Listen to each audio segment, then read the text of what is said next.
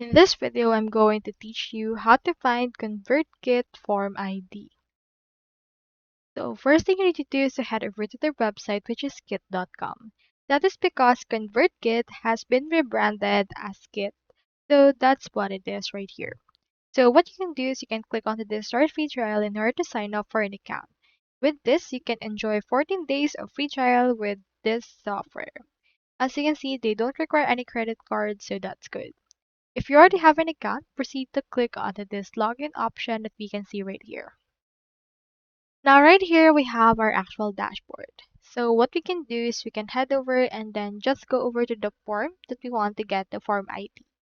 To do that, click onto this go, and in here you can see landing pages and form. So for example, on this case, you can find all of the forms that you can actually see on this part. We already have landing pages as well as two forms right here. So if you want, you can also create a new form right there. But for this case, let me show you first how to get the ID or the form ID from an already created form. Click onto the three dots, click on edit. Then after that, you should be able to see the editor. Now into the URL part, you should be able to notice right here that we have the edit name. And before that, we have this mix of number. So that mix of number right here is what your form ID is.